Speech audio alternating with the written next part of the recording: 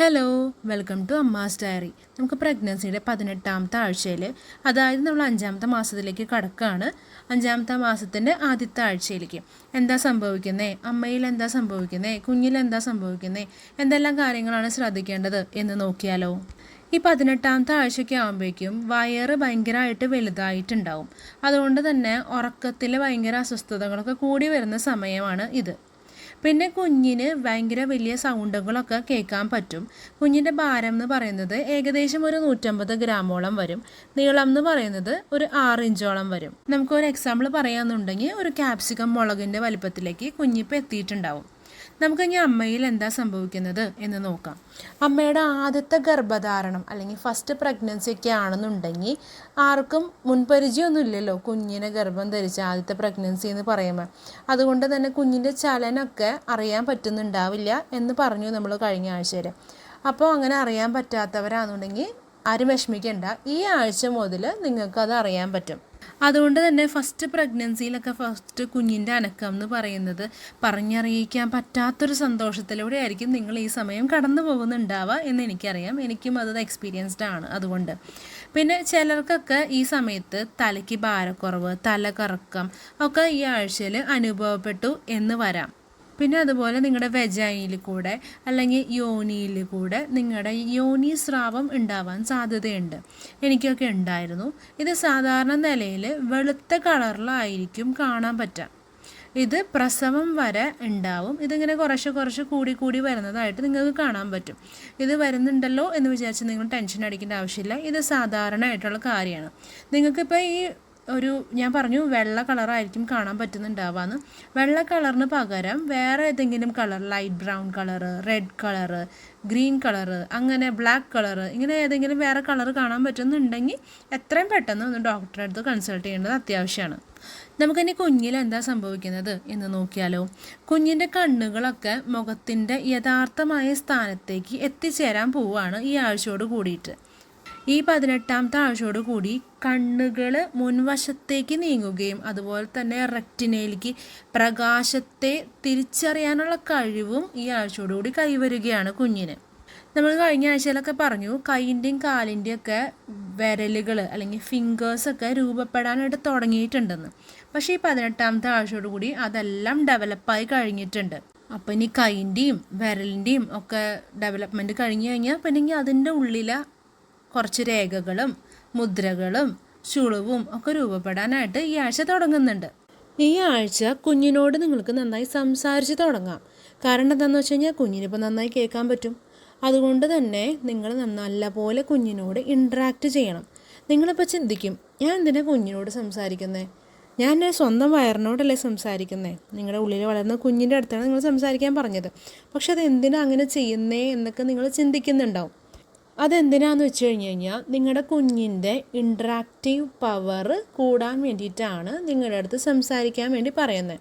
അപ്പോൾ നിങ്ങൾ ചിന്തിക്കുന്നുണ്ടാവും, എൻ്റെ കുഞ്ഞിൻ്റെ അടുത്ത് ഞാൻ അങ്ങോട്ട് മാത്രം ഇൻട്രാക്ട് ചെയ്താൽ പോരല്ലോ, ആൾ ഇങ്ങോട്ട് ഇൻട്രാക്ട് ചെയ്യില്ലല്ലോ, പിന്നെ എന്തിനാണ് ഞാൻ ചെയ്യണമെന്ന്. പക്ഷേ നിങ്ങളുടെ ആദ്യത്തെ 2-3 ഒരാഴ്ചയിൽ നിങ്ങളിപ്പോൾ ഇന്ന് മുതൽ സംസാരിക്കാൻ തുടങ്ങി കഴിഞ്ഞ് കഴിഞ്ഞാൽ ചിലപ്പോൾ നിങ്ങൾക്ക് ഫീൽ ചെയ്യുന്നുണ്ടാവില്ല കുഞ്ഞിൻ്റെ തിരിച്ചുള്ള റെസ്പോൺസ്. പക്ഷേ കുഞ്ഞ് വലുതായിക്കൊണ്ടിരിക്കുകയാണ്, കുഞ്ഞുള്ളിൽ റെസ്പോണ്ട് ചെയ്യുന്നുണ്ട്. പക്ഷേ അത് നമ്മൾ അറിയാണ്ട അമ്മമാർ കുഞ്ഞുങ്ങളോട് സംസാരിച്ച് കഴിഞ്ഞ് കഴിഞ്ഞാൽ അവരുടെ ഫേവറേറ്റ് വോയിസ് ആയിരിക്കും അത്. ആകെ കൂടി അവർ ജനിക്കുന്നതിന് മുൻപ് മുതൽ കേൾക്കുന്നത് നിങ്ങളുടെ അമ്മയുടെ സൗണ്ടായിരിക്കും.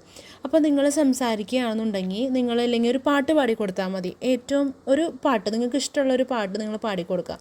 അത് നിങ്ങൾ ഡെയിലി ഒരു 2 പ്രാവശ്യം വെച്ച് പാടിക്കൊടുക്കുകയെന്നുണ്ടെങ്കിൽ നിങ്ങളുടെ കുഞ്ഞ് പുറത്ത് വന്ന് കുറച്ച് ദിവസം കഴിഞ്ഞിട്ടായാലും അല്ലെങ്കിൽ ആ 2 ദിവസത്തിലൊക്കെ ഭയങ്കര കരച്ചിലൊക്കെ ആണെന്നുണ്ടെങ്കിൽ നിങ്ങൾ പെട്ടെന്ന് ആ പാട്ട് പാടുകയാണെങ്കിൽ ആ കുഞ്ഞ് പെട്ടെന്ന് കരച്ചിൽ നിർത്തും. അത് നിങ്ങൾക്കൊന്ന് പരീക്ഷിച്ച് നോക്കാവുന്ന കാര്യമാണ്. ഞാൻ പരീക്ഷിച്ച് നോക്കിയിട്ടുള്ളതാണ്, എനിക്ക് അനുഭവം ഉള്ളതാണ്. അതുകൊണ്ടാണ് നിങ്ങളുടെ അടുത്ത് അങ്ങനെ പറഞ്ഞത്. പിന്നെ അതുപോലെ തന്നെ നിങ്ങൾ സംസാരിക്കുന്നത് പോലെ തന്നെ തിരിച്ച് കുഞ്ഞും നിങ്ങളുടെ അടുത്ത് നല്ലപോലെ സംസാരിക്കും.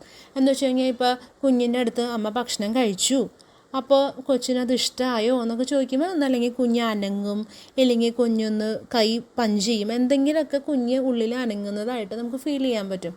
അത് ഇഷ്ടമായി അനങ്ങിയാൽ മതി, ഇഷ്ടമായില്ലെങ്കിൽ അനങ്ങാണ്ട് കിടന്നോ എന്നൊക്കെ പറഞ്ഞു കഴിഞ്ഞാൽ അത് അതുപോലെ തന്നെ ചെയ്യുന്നതായിട്ട് നമുക്ക് ഫീൽ ചെയ്യാൻ പറ്റും. അപ്പോൾ നിങ്ങളൊന്ന് ട്രൈ ചെയ്ത് നോക്കിയിട്ട് ഒന്ന് പറഞ്ഞോളൂ കേട്ടോ, നിങ്ങളുടെ എക്സ്പീരിയൻസ് എന്തായിരുന്നു, നിങ്ങളുടെ കുഞ്ഞ് അനങ്ങുന്നുണ്ടോ, നിങ്ങളോട് സംസാരിക്കുന്നുണ്ടോ എന്നൊക്കെ ഒന്ന് കമൻറ്റ് ചെയ്യണേ. നമുക്കിനി 18ാമത്തെ ആഴ്ചയിൽ എന്തെല്ലാം കാര്യങ്ങളാണ് ശ്രദ്ധിക്കേണ്ടത് എന്ന് നോക്കിയാലോ. മെയിനായിട്ട് ഉറക്കക്കുറവ് ഉണ്ടായിരിക്കും എന്ന് നമ്മൾ മുൻപ് പറഞ്ഞു. കാരണം വയറ് നന്നായി വലുതായതുകൊണ്ട് നമുക്ക് ഉറങ്ങാൻ അങ്ങനെ പറ്റില്ല. അതുകൊണ്ട് തന്നെ നിങ്ങൾക്ക് ഒന്നല്ലെങ്കിൽ പ്രഗ്നൻസി പില്ലോ വാങ്ങിക്കാം എന്ന് ഞാൻ പറഞ്ഞു, കഴിഞ്ഞ വീഡിയോയിൽ പറഞ്ഞിട്ടുണ്ടായിരുന്നു. ഈ വീഡിയോയിലും ഞാൻ ലിങ്ക് താഴെ കൊടുക്കുന്നുണ്ട്, അപ്പോൾ അതൊന്ന് നോക്കിയാൽ മതി.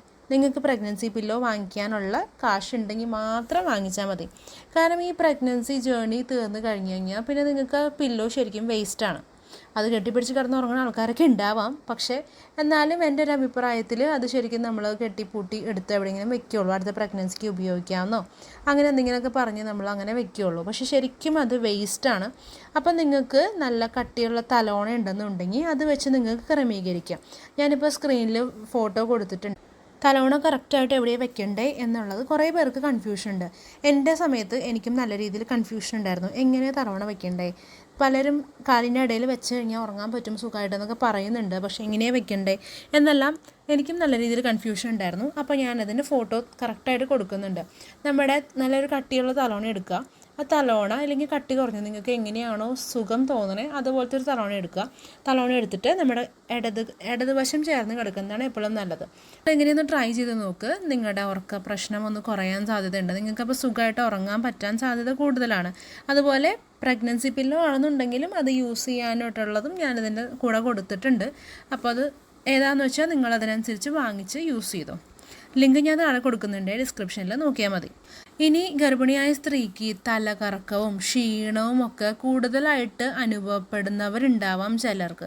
അതുകൊണ്ട് തന്നെ കിടക്കുമ്പോഴും ഇരിക്കുമ്പോഴും ഒക്കെ ഒരു പൊസിഷനിൽ നിന്ന് സാവധാനം മാത്രമേ എണീക്കാൻ പാടുള്ളൂ. അപ്പോൾ കിടക്കാമെന്നുണ്ടെങ്കിൽ കിടക്കണോടത്തു നിന്ന് എണീറ്റൊന്ന് ഇരിക്കുക 5 മിനിറ്റ്, അതുപോലെ തന്നെ എണീറ്റ് നിൽക്കുക ഒരു 5 മിനിറ്റ്, അതിനുശേഷം മാത്രം നടക്കുക. അല്ലാണ്ട് പെട്ടെന്ന് ചാടി എഴുന്നേറ്റു അപ്പം തന്നെ ഓടാൻ നിൽക്കരുത്. അങ്ങനെ നിന്ന് കഴിഞ്ഞാൽ നിങ്ങൾക്ക് തല കറങ്ങാനും അത് നിങ്ങൾ വീഴാനും സാധ്യത കൂടുതലാണ്. വീഴാണ്ടിരിക്കാൻ വേണ്ടിയിട്ടാണ് ഇങ്ങനെ സ്പെഷ്യലായിട്ട് എടുത്ത് പറയുന്നത്. ഇങ്ങനെ എന്താ ചെയ്യണ്ടേ എന്ന് സ്റ്റെപ്പായിട്ട് ഞാൻ എടുത്ത് പറഞ്ഞത്. അതുപോലെ നിങ്ങൾ ഇരിക്കുകയാണെന്നുണ്ടെങ്കിൽ ഇരിക്കുന്നിടത്തുനിന്ന് എഴുന്നേറ്റ് 2 മിനിറ്റ് നിന്നതിന് ശേഷം മാത്രം നടക്കാം. പിന്നെ ഇങ്ങനെ നിങ്ങൾക്ക് ഒരു ദിവസത്തിൽ തന്നെ പല തവണ ഭയങ്കര ക്ഷീണം, തലകറക്കം, ഇടയ്ക്കിടയ്ക്ക് തല കറങ്ങണു അങ്ങനെ എന്തെങ്കിലുമൊക്കെ ഉണ്ടെന്നുണ്ടെങ്കിൽ എത്രയും പെട്ടെന്ന് ഡോക്ടറിനെ ഒന്ന് കാണുന്നത് നല്ലതായിരിക്കും. ഇനി ഈ ആഴ്ച മുതൽ നമ്മുടെ കുഞ്ഞ് പാല് കുടിക്കാൻ വേണ്ടിയിട്ട് അതിന് പാകമായിട്ടുള്ള നമ്മുടെ ബ്രസ്റ്റെല്ലാം അതിന് റെഡി ആയിട്ടുണ്ടാവും ഇപ്പോൾ. അതുകൊണ്ട് തന്നെ കുഞ്ഞിന് പാല് കുടിക്കാനുള്ള ബുദ്ധിമുട്ട് ഉണ്ടാവാണ്ടിരിക്കാൻ വേണ്ടിയിട്ട് നമ്മുടെ മുലക്കണ്ണ് നിപ്പിള് ഉള്ളിലേക്ക് ചേർന്നിരിക്കുകയാണ്, അല്ലെങ്കിൽ ഇങ്ങനെ പതുങ്ങിയിരിക്കുകയാണ്, ഇങ്ങനെ മുകളിലേക്ക് ഇങ്ങനെ ഉന്തി നിൽക്കണില്ല എന്നുണ്ടെങ്കിൽ അതിന് വേണ്ടി അത് പുറത്തേക്ക് കൊണ്ടുവരാനുള്ള ശ്രമങ്ങളൊക്കെ ഈ ആഴ്ച മുതൽ തന്നെ നിങ്ങൾ ആരംഭിക്കേണ്ടതുണ്ട്. ഇങ്ങനെയുള്ളവർ എന്താ ചെയ്യേണ്ടതെന്ന് വെച്ച് കഴിഞ്ഞാൽ ദിവസവും പലതവണയായിട്ട് നിപ്പിളിനെ പുറത്തേക്ക് മസാജ് ചെയ്ത് കൊണ്ടുവരേണ്ടതാണ്. മസാജ് ചെയ്യാന്ന് വെച്ചാൽ അപ്പോൾ നിങ്ങൾ എങ്ങനെ ചെയ്യും എന്ന് ചിന്തിക്കുന്നുണ്ടാവും. നിങ്ങൾക്ക് നോർമലി വെളിച്ചെണ്ണ, കോക്കനട്ട് ഓയിൽ ഇട്ടിട്ട് നിങ്ങൾക്ക് മസാജ് ചെയ്യാം. അതിങ്ങനെ പുറത്തേക്ക് ഇങ്ങനെ വലിച്ച് എടുക്കണം. ഇനി നിങ്ങൾക്ക് അങ്ങനെ ചെയ്യാൻ അറിയില്ല, അല്ലെങ്കിൽ നിങ്ങൾക്ക് ചെയ്യാൻ അങ്ങനെ ഒരു സുഖമില്ല, അല്ലെങ്കിൽ ഒരു പേടിയാണ്, അങ്ങനത്തെ ആൾക്കാരൊക്കെ ഞാനൊരു പ്രൊഡക്റ്റ് ഡിസ്ക്രിപ്ഷനിൽ ടാഗ് ചെയ്യുന്നുണ്ട്, അത് ഒന്ന് യൂസ് ചെയ്താൽ മതി. അതെങ്ങനെയാണ് യൂസ് ചെയ്യാന്ന് വെച്ച് കഴിഞ്ഞ് കഴിഞ്ഞാൽ അത് ജസ്റ്റ് നിപ്പിളിൻ്റെ മുകളിൽ കറക്റ്റായിട്ട് വെക്കുക, ഏരിയോളിൻ്റെ ഭാഗത്ത് കറക്റ്റായിട്ട് വെക്കുക. എന്നിട്ട് ഇങ്ങനെ പ്രസ് ചെയ്ത് കഴിഞ്ഞ് കഴിഞ്ഞാൽ ആ നിപ്പിളിൻ്റെ ഭാഗം ഇങ്ങനെ പുറത്തേക്ക് ഇങ്ങനെ വലിഞ്ഞ് വരും. അപ്പോൾ അത് യൂസ് ചെയ്യാനായിട്ട് കുറച്ച് എളുപ്പമായിരിക്കും. ഞാൻ യൂസ് ചെയ്തിട്ടുണ്ടായിരുന്നു. അപ്പോൾ ഞാൻ എന്തായാലും പ്രൊഡക്റ്റിൻ്റെ ലിങ്ക് താഴെ കൊടുക്കാം കേട്ടോ. പിന്നെ അതുപോലെ നിങ്ങൾക്ക് ഇങ്ങനെ ചെയ്തിട്ടൊന്നും, അല്ലെങ്കിൽ മസാജ് ചെയ്തിട്ടൊന്നും പുറത്തേക്ക് വരണില്ല, അല്ലെങ്കിൽ ഞാൻ പറഞ്ഞ അതിൻ്റെ പേര് ഇപ്പം എനിക്ക് കറക്റ്റ് ഓർമ്മയില്ല, ഞാൻ എന്തായാലും ചെക്ക് ചെയ്തിട്ട് അതിൻ്റെ ലിങ്ക് ഞാൻ താഴെ കൊടുത്തേക്കാം. ആ ഒരു പ്രൊഡക്റ്റ് വെച്ചിട്ട് നിങ്ങളും ചെയ്തിട്ട് ശരിയാവണില്ല എന്നുണ്ടെങ്കിൽ അതൊരു ഗുരുതരമായിട്ടൊരു പ്രശ്നമാണ്. അങ്ങനെയാണെന്നുണ്ടെങ്കിൽ നിങ്ങൾ ഡോക്ടറെ കണ്ടിട്ട് ഒന്ന് സംസാരിച്ചോളൂ ഡോക്ടറെ അടുത്ത്, എൻ്റെ നിപ്പിൾ ഉള്ളിലേക്കാണ്, എന്താ ചെയ്യണ്ടേ എന്നൊക്കെ. അപ്പോൾ ഡോക്ടർ അതിനുള്ള സൊല്യൂഷൻസൊക്കെ പറഞ്ഞു തരും. താങ്ക്